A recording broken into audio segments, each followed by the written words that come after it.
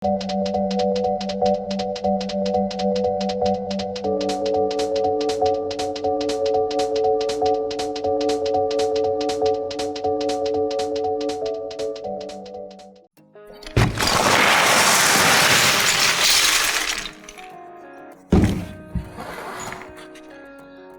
sa oled mõelnud, miks on sillad nii tugevad ja kuidas nad suudavad kanda nii palju koormust? Uurime, kuidas sildu ehitatakse, milliseid erinevaid sildu on olemas ja teeme lõpus ühe eksperimendi. Ehitame Lego klotsidest ühe silla ja katsetame, kui palju koormust see kanda jaksab.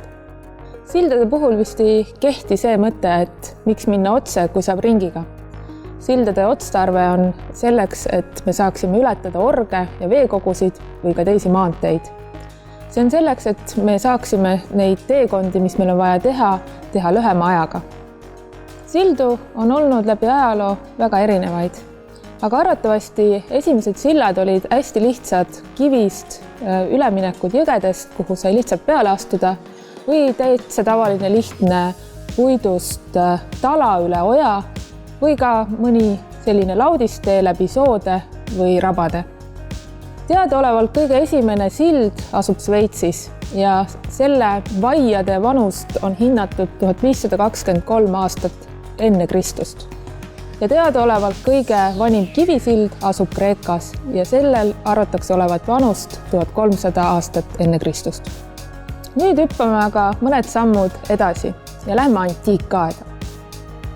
Antiikajaga ühed kõige suuremad sillameistrid olid roomlased ja teadaolevalt on siiamaani üle terve Euroopa sildu, mis on roomlaste ehitatud ja siiamaani püsivad püsti ja on jätkuvalt kasutuses.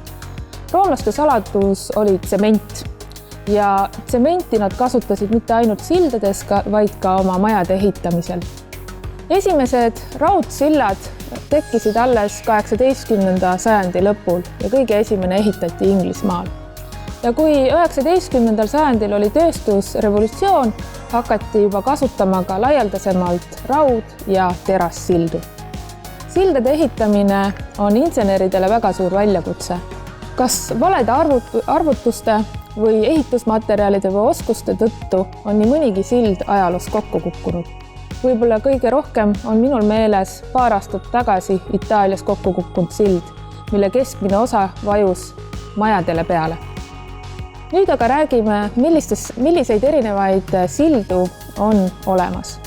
Kõige lihtsam sild on talasild, millel on üks lihtne tala ja mõned tugipostid. Selline sild ei ole aga kõige tugevam sild. See võib väga lihtsasti koormuse all puruks minna. Lihtsa talasilla saab teha tugevamaks sõrestikuga ja selleks siis kasutatakse kas puitu või metalli. Selliste sõrestiksildade puhul mängib rolli üks kujund. Kui sa sõrestiksilda vaatad, siis sa võid sealt märgata, et see on kolmnurk. Kolmnurk on väga tugev struktuur. Kui sa rakendad jõudu kolmnurga ühele sirgele, siis see paindub. Aga kui sa rakendad jõudu kolmnurga tipule, siis see jõud ühtlustub seal kolmnurga telgedel võrdväärselt. Sõrestiksillad on üldjuhul väga tugevad ja nende ehitamine on ka seetõttu hästi kulukas, kuna sinna läheb palju materjali ja ühtlasi on need ka suhteliselt keerukad. On olemas veel üks sild, mis suudab tegelikult kanda veel rohkem kui sõrestiksild. Selleks on rippsild. Näiteks üks kõige suuremaid rippsildu asub Jaapanis ja see on pea 4 kilomeetrit pikk. Nüüd vaatame lähemalt, kuidas mõjuvad jõud rippsillale. Jõud kantakse koormuse ajal nii sillatekilt mööda trossi pidi suurte trossideni ja sealt omakorda taladeni ja ankrutele. Niimoodi tegelikult tasakaalustatakse jõud ja see sillaga ei saa midagi halba juhtuda. See joonis ei ole tehniline joonis, vaid näitab lihtsalt, kuidas need jõud liiguvad mööda trosse. Päriselt insenerid arvutavad väga hoolega välja, kuidas mõjub sildadele nii tõmbejõud kui ka survejõud. Nüüd vaatame lähemalt, kuidas levib tõmbejõud ja survejõud talasillas ja sõrestiksillas. Nagu te võite näha, miks on näiteks sõrestiksilla ehitamine niivõrd keeruline, kuna seal on vaja nuputada inseneridel päris palju, et kõik need jõud oleksid tasakaalus. Aga nüüd võtame ette eksperimendi ja nende näidete puhul proovime ehitada ise legodest ühe silla.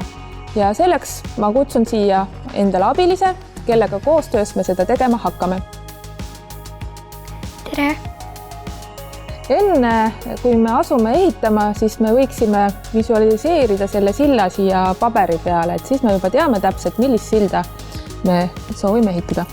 Ja selleks siis võibki kasutada lihtsalt valget paberit ja pliiatseid või vildikaid ja proovida visualiseerida. Ja kui me oskame, siis paneme siia peale ka, et mismoodi siis see tõmbejõud ja survejõud sellele sillale võiks mõjuda. Aga ole hea, Karolin.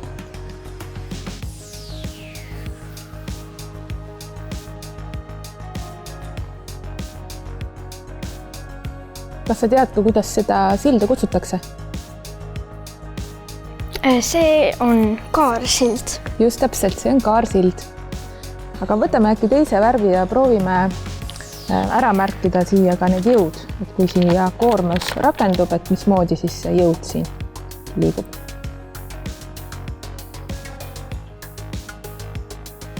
Roheline on survejõud. Ja kaarsild ongi siis selline sild, kus on ainult survejõud, aga ei ole tõmbejõudu. Nii, aga nüüd meil on jooni sees. Me teame, millist silda ehitada, nii et alustame siis ehitusega.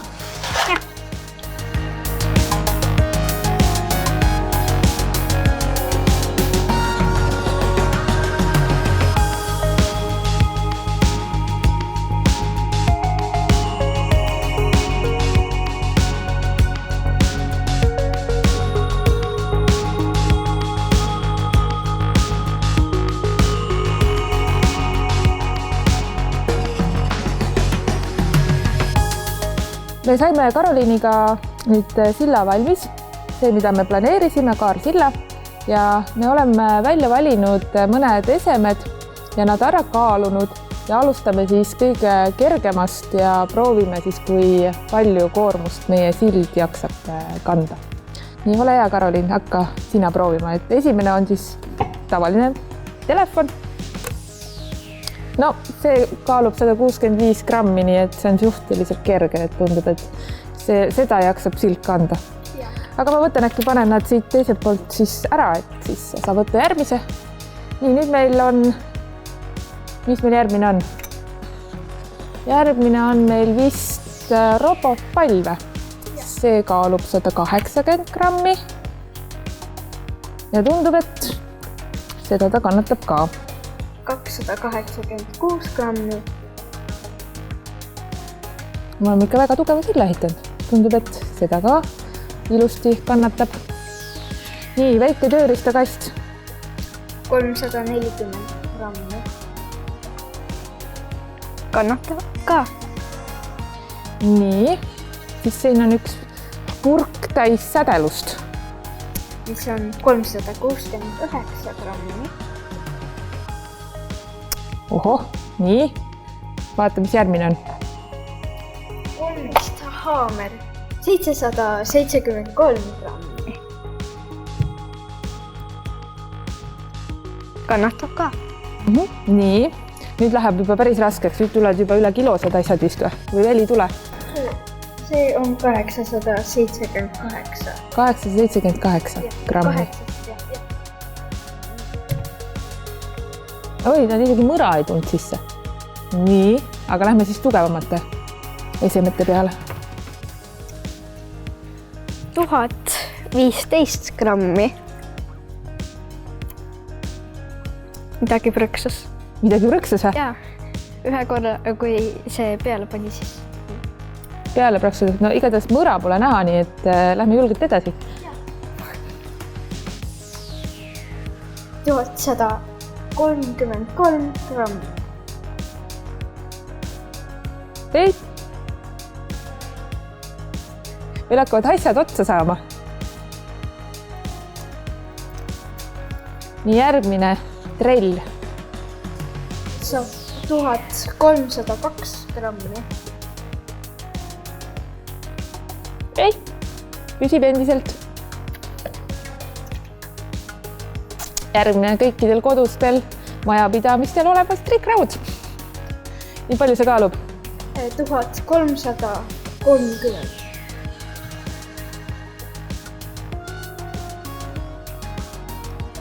Ikka püsib vapralt. Nii, raamat kaalub meil 1485 grammi. Endiselt kannab. Mul on selline tunne, et me peame hakkama siit uusi neid samu asju tagasi nüüd panema. Jätame selle raamatu siia peale. Ma panen igaks juhul nii pidi, et siis see jõukese on nagu niimoodi ütlusem. Aga ma ei tea, pane äkki neid värvipurke, need olid sellised peaaegu et kilosed.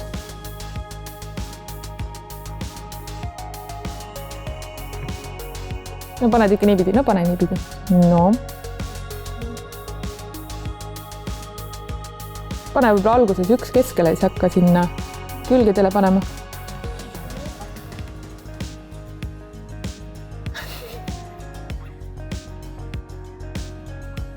No päris tugeva silla oleme ehitanud ikkagi. Meil ei mahu asjugi siia peale, nii palju kannatab. Siin on juba peaaegu ju 4 kilo kindlasti. Seal peal ta vist ei püsi, aga vaata, võib-olla sul õnnestub see akutrell sinna veel panna. Lükka seda pudelit, keskmispudelit edasi ja siis. Ei, see sild anna meil järgi siin ühtki. Aga ma ei tea, proovime siis tule kustutit äkki. Jaa. Aga tuled mul appi. Nii, paneme ta siia hästi aeglaselt. Nii.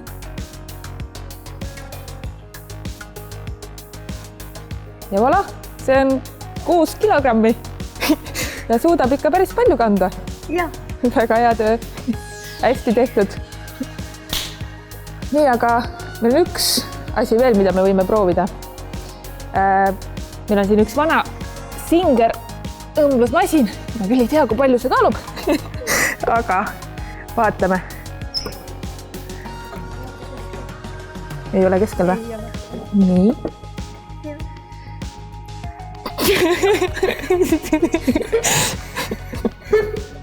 Uskumatu, kui hea kandevõimega. No mis see raskem kui nüüd Singer. Ta on kuidagi minu selle ühe käega niimoodi, ma hoian sind ja siis nagu astesti aeglaselt siis sinna peale on ju. Nii.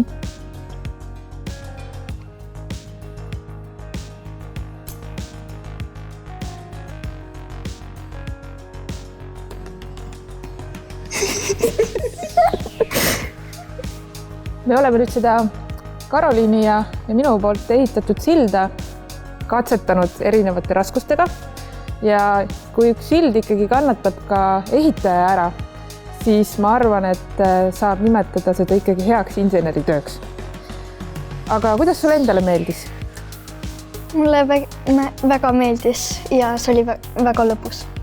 Selle kaarsilla tegigi tugevaks tegelikult siis see, et kogu see surve läks mööda neid kahte konstruktsiooni või kaareala alla ja sellepärast ma arvan, ta lihtsalt nii tugevaks osutukski ja kindlasti ka see, et me neid klotse panime nagu erinevat pidi siia, et me ei ehitanud neid ühte pidi ja sellepärast tuli see talade struktuur ka hästi tugev.